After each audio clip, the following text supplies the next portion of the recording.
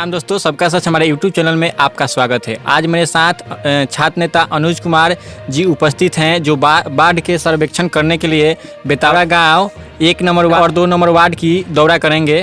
तो अनुज जी, आप इस पर क्या कहेंगे? अनुज जी, जो ये विनाशकारी बाढ़ है, इससे सरकार की व्यवस्था से आप कितने % संतुष्ट हैं? देखिए विकास जी, सबसे पहला सवाल है कि कुछ दिन पहले से कोरोना जैसी भयानक महामारी से पूरा देश गुजर रहा है और लोग पहले से ही बेरोजगार हैं। और ऐसे स्थिति में जो देश की जो गरीब जनता है, ख़ास करके जो दिहाड़ी मजदूरी करने वाले लोग हैं और रोज़ कमाने और खाने वाले जो लोग हैं, उनकी स्थिति पहले से ही दयनीय बनी हुई है। और ऐसे में कहें कि बिहार के कई ज़िला जो बाढ़ से के चपेट में है, ख़ास करके अभी हम जिस क्षेत्र में हैं, गंडक का ये विनाशकारी बाढ़ जो है, इसे कहें कि बैकुंठपुर, बरौली प्रखंड गोपालगंज का, और गोपालगंज का बैकुंठपुर प्रखंड, छपरा का पानापुर प्रखंड, मसरक प्रखंड, और इसके अलावा आप चले जाइए तो अमनौर से लेकर के मकेर प्रखंड तक काफ़ी लोग परेशानी में हैं और काफ़ी समस्याओं का लोग सामना कर रहे हैं। और जहाँ तक इसमें सरकारी जो मुआवजे का सवाल है, सरकारी जो व्यवस्था का सवाल है, कहें कि यह पूरी तरह से जीरो है।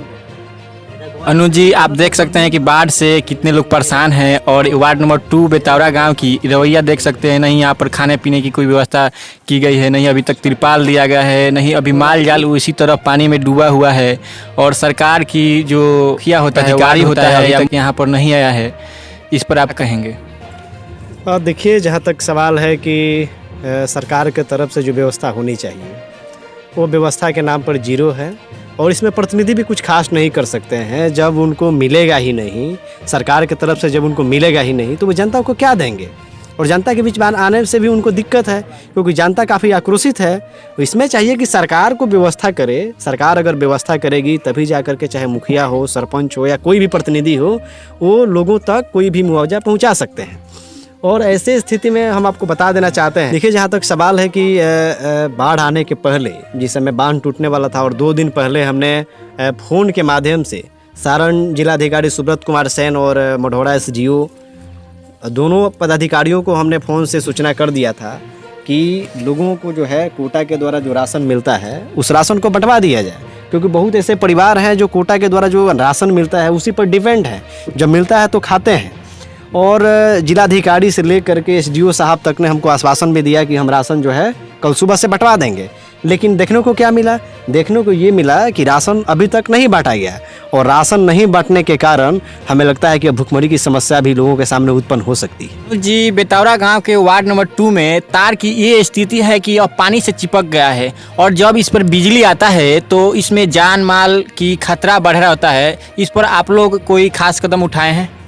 देखिए, जहाँ तक खास कदम उठाने का सवाल है, बिजली का तार जो है पानी से मतलब कुछ ही दूरी पर है। मतलब समझ आइए कि पूरा खतरा बना हुआ है। हाँ, और इस दूरी पर है। और इसको लेकर के हमने जो बिजली विभाग के JE हैं विवेक कुमार, उसको बहुत ही पहले ही स्थिति से हमने अवगत करवाया था।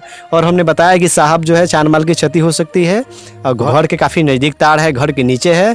और उन्होंने आश्वासन दिया कि हम तार को जब बहुत जल्द बदलवा देंगे, कवर वाला तार लगवा देंगे। लेकिन 3 या 4 बार हमने फ़ोन किया, और फ़ोन करने के बावजूद भी बिजली विभाग के जो JE हैं, उनकी घोर लापरवाही सामने आई है। और सिर्फ बात उन्होंने सुन लिया, और सुनने के बाद हमारी बातों को नज़रअंदाज कर दिया।